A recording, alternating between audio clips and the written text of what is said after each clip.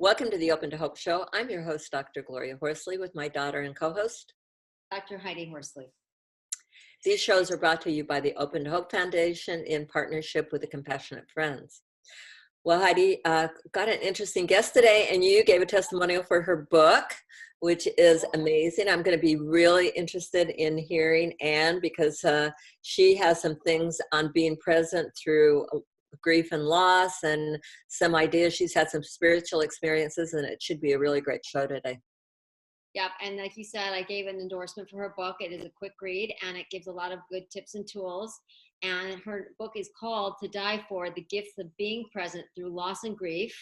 And the person we are talking today with is Anne O'Boyle Vlahos. She lives in Vermont, and she began her journey of understanding death, spirituality, and life's meaning at the age of 20, Mom, when her grandmother died. And since then, both her parents have died. Her mom died in 2017, so not very recently, and her father died in 2014, so she no longer has parents. So we'll be talking to her about that as well. So welcome to the show, Anne.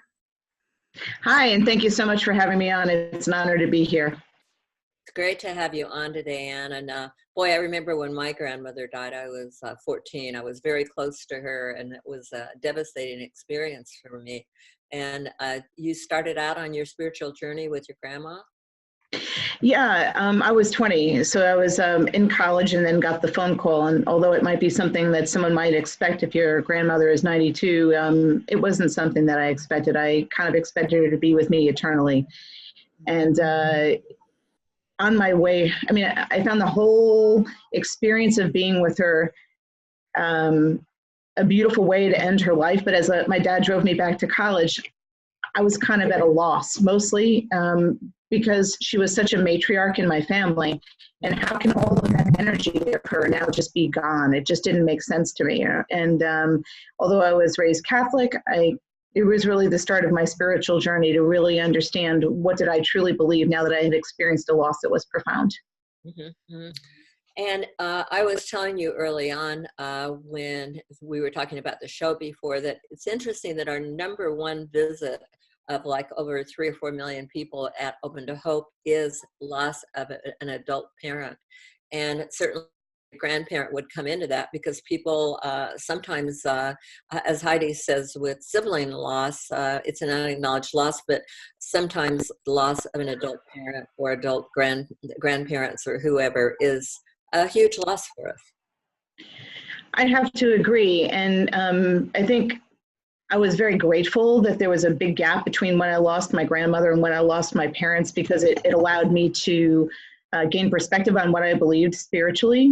But what took me back when I was losing my parents was, although I had been through the rituals of a funeral and setting all of that up, I hadn't done it myself. And so taking those things on is just a whole new level that I think some people aren't prepared for. Mm-hmm. For sure. Well, what makes these losses so difficult, and what did you find out on your spiritual journey? So, what makes the loss so difficult? I think when you lose your parent, they've been physically present with you your whole entire life. And, we're always told, oh, they'll always live on in your heart. And that sounds really contrite, but then there's this whole physical presence that you're missing. And so for me, I found ways to try to go back and visit my mom once I lost her. I lost my mom to burns. And so it was a very difficult 5 weeks of trying to save her life. And then we lost her. With that, like crazy stuff, like her pajamas were still hanging on the back of the door in her bedroom, and to be able to smell them. To go into her purse and to see what were the last things that she had done. But then even much later to go through things and find, the birth dates of miscarriages that she had in the front of the Bible. And quickly I was able to deduce what it was. So, just seeing that, and just, the only thing she ever had told me was about my brother, and said that I had looked very much like him, and that she got to hold him before he was taken away, and then, they eventually buried him. So as a mom, at that point when I had heard about this, I wasn't a mom. And now that I'm a mom, I have about 1,000 questions for her. What was it like? Who comforted you? What did you think? How did you have the courage to go forward? So I think that there's those conversations also that stop, right? You no longer have your mom or your dad to have these further rich conversations with. And the older you get, the more you think of them. I like this idea of rich conversations, that you've lost a rich conversation. I think that's a good point, isn't it, Heidi? It is, and the thing about it is, I don't know my life without my parents. I've never lived on the earth without my parents. It's like Right. if parents had died, you'd never lived without them, which must have been very strange. And it's strange, even though you're an adult. Like my mom said, you and my mom are orphans. And I know you're adults, but that doesn't make it any easier, because we need our parents for different reasons at different points in life. I got to tell you, one of the things that'll take your breath away is going back into your parents' house when they're gone for the first time. There's so many of those firsts that you start to cross, and you're like, oh my goodness. And although there's all of these things of loss, what I really tried to focus on was how to continue to connect with them. With my dad, my mother died first, and then my father passed away second. But with my mom going first, I was always, being a girl, I was closer to my mom, and having those 7 years between their passing was very helpful, because it allowed me to develop a relationship with my dad that I didn't have. And it also helped me get very, very clear on what his wishes were and what was really vital and really important to him. But then things like, he had IRAs in all different places and banks. And, at first I was like, oh my gosh, the burden of going and resolving all of these. But one day I realized I had been to all these places, and every time they handed me a document, his signature was on it, and my mother's signature was on it many times. And I was like, oh my God, there they are again. So there's little times like that you can actually go back and say, this isn't so difficult. There's still ways that you can connect with them. Well, and they kept giving you gifts. Totally. I mean, while the IRA was a pain, at the end of the day, you got a nice financial gift with the IRA. Exactly. And I mean, just interesting stuff. I mean, just the other day, I posted something on my To Die For Facebook page. I was missing my son. It was his birthday, and he wasn't home from college, and my daughter was supposed to come over, and she had kind of canceled. She was exhausted. She had worked a night shift, and so I was walking through the yard with my dog, kind of feeling a little sorry for myself and wondering if I might still be relevant to my kids, as they get older and they develop their families. And my dad was Irish, my name Boyle, right? And he was one of those guys that could look down and find a 4-leaf clover in any patch of clover, any place you went. And so I just happened to look down, and don't at the moment where I'm having this wistful feeling about my kids, I find a 4-leaf clover, and then next to it, a 5-leaf clover. And I was just so blown away. And I just realized at some level, I felt that I really connected. My father's been gone, but I feel like I really connected with him. And he showed me, hey, look, I'm still relevant to you. What, are you kidding me? Your kids will always be relevant to you, and you'll be relevant to them as well. And so these things I think we tend to overlook sometimes. And I think the gift is really to stop and pause and say, thank you. Nice. We'll talk about action, acceptance, and stillness. I've thought about action after a loss, action, acceptance, but stillness. I love that too. Talk about those 3 aspects. So from an action perspective, I'm a pretty dynamic person, a professional, and it's not that I like conflict, I like it resolved. It's not that I, drive for action, but that's my way. But there's many times in the medical process and in any process through dying, death, and burial where there is no goal other than to wait. And I think that many times can be very difficult for people. For me, I was lucky that I had taken up meditation, and that was one of those areas where I could really kind of find my stillness. And in particular, when I realized action wasn't going to be the right thing, and it was a way for me to pull myself back. And so I find taking a breath and letting it out and counting it. So breathe into a count of 3 and let it out. Breathe it into a count of 4 and let it out. And just allow that stillness to sit in. Another one that I typically did was, I found myself kind of just almost touching my heart, but then I also realized that, your heart and your breath are the two biggest things that really connect you and center you. And so that was really something very comfortable for me to do and to pull myself back to that point of stillness. My daughter added a beautiful thing that said, you can't always do that in public, but your pulse is a beautiful reminder of your heart.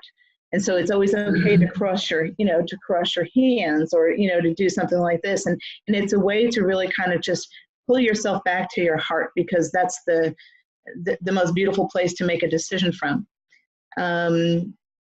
I've been blessed also with some amazing spiritual experiences. I start off the book with a story that probably, my husband and my sister and my friend Jackie were the only three that knew about it. And I've had the ability to kind of hear from, I have a thing I call clairaudience. It's just being able to actually hear voices and in a very positive way. And my mom's brother was someone who I was very close to, and he had passed away.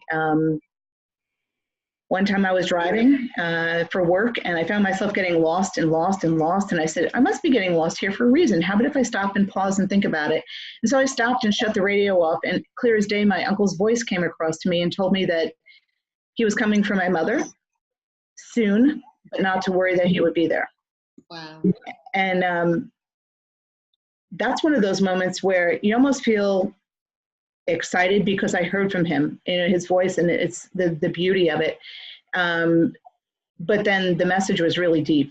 And so I said, thank you for letting me know, and thank you for taking care of us. And then I called my best friend, Jackie, and said, hey, you aren't going to believe what I just heard. And I did that to really mark it, because, there's a part of me that almost didn't want to believe it. But what it led to by listening and being still at that time was, a few weeks later, I was visiting my parents, driving through with my kids. And I went to say goodbye to them, and we jumped in the car, and I looked at my mom standing up on the porch, and I said, I remember what Uncle Joe told me. I'm just going to go up and give her another hug. And the most beautiful part about that was that I did it, and I felt great about it. And then maybe a week later, I got the phone call that she had these burns. And the amazing part about it was it went across her shoulders and her back, and I was never able to hug my mother again. Wow. And so what an incredible gift that I was able to hear him. I was conscious. I remembered it in my connections with her on a day-to-day basis. So how do you connect with the spirit and connect with that voice? And how can I do it if I'm watching this? And I think the easiest way to be able to do that is to slow yourself down. Our minds race. We keep ourselves very, very busy, but I think the most important thing to do is to set aside time for yourself. And it can be scheduled time. I prefer to set aside time in the morning to meditate, but I also believe that setting aside time without the radio on, without checking your email, without checking your phone, it allows you to check in with yourself. And these gifts, these thoughts, these beautiful moments come in that stillness. And so it's most important to make time for that stillness.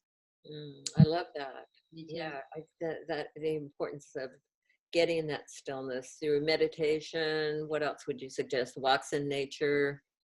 Totally. Walks in nature. It's the things that everybody talks about, but it's the things that we have to make sure that we do. And I think a lot of people say, oh, well, I'm by myself when I exercise. Well, your body isn't still when you exercise. And I know a lot of people think that they think well and they get a lot of insights when they run or when they're working out. But I think that having the whole entire body still is actually the requirement. Mm-hmm. Walking with nature is great because it grounds you. I think many times when we get upset or caught up in thought, the thing that we're not doing is making sure that we're grounded. And so by walking out in nature and by exploring things and taking pictures of them, things that you can actually flip through on your phone and create a beautiful moment when you're at a stressful moment, it's a great thing. One of my favorite things is, I feel like I live in Vermont and it's absolutely stunning, but I take pictures as if I'm a tourist. And then there's times when I'm at an airport and things are just like hectic and noisy, and I just open my phone up and flip through those pictures, and it just creates a sense of relaxation, a deep breath. And those are things that we can do. I love that you said you take pictures as if you were a tourist. That is such a great idea. Because sometimes we just get so acclimated to where we are, we just take it for granted and don't really see it through a tourist eyes. Mhm. Yeah. Yeah. And just to really just allow yourself to get carried away by beauty, allow yourself to get carried away from something unique, allow yourself to get lost in that moment. And then that makes the picture all that more amazing when you look at it later as well, too. Yeah, I know you're interested in food, ingredients in food and that kind of thing. And I just wanted to ask you, um, what do you suggest to people that are grieving food-wise? Eating is a good one, right? I mean, I think I've watched so many people when they're getting stressed that they're not eating and they're not drinking. And so from a physiological standpoint, you know, water is absolutely necessary. I mean, from what your adrenals do to you, I think that people completely downplay the amount that you really have to drink for water. And I think, at least 64 ounces or more a day, take your body weight, divide it by 2. That's how much you should have. I think it's really important to have fresh fruits and vegetables. It's really easy to have fresh fruit. It's a little harder sometimes to access the fresh vegetables, but you really need to do that because that has a good richness of B vitamins, and it also has a good source of carbohydrates. And so you need the B vitamins because you're stressed, and then you also need the calories for some energy. At the very minimum, you have to make sure that you're sitting down and having one solid meal without distraction. So, do yourself a favor and shut off the news. Do yourself a favor and put your phone aside. Don't eat while looking at the computer. Don't eat while you're looking at the newspaper. Make it a conscious effort to connect with the food because that's nourishing to yourself. And, I found myself in some of the worst situations when I was so tired or hungry. That's how I learned that lesson. It was probably a pretty painful way to learn it. And that's why I'd love to be able to state that. Well, and someone said once, which I really like this idea, cook a meal for yourself as if you're having someone over and set the table for yourself as if you're having someone over and the guest is basically you. Oh my goodness, that's perfect. Mm-hmm. That's absolutely perfect. I think that another thing that's difficult too, I mean, it's funny, I have a dear friend, Sean, and when my dad was in hospice, she was saying, I was worried that you might not be eating enough. And I was afraid to ask you to leave to go out to lunch because what happened if your father passed away at the moment that I had you out to lunch? And so, I loved that. And I loved hearing that because I never understood what it was like to be in her position. So as a friend and as coaching to people who are with people that are grieving, one thing that you need to know is that that person has, in my eyes, I think they've almost selected the time that they're passing away long before that moment happened. And they may want to be alone. They may want to be with their loved one. You just don't know. So I would encourage friends to make those offers. And I would also encourage people who are going through, the transition processes to also accept them if they can make themselves do that, if they can encourage themselves to do that. Great. Well, how do people get a hold of your book?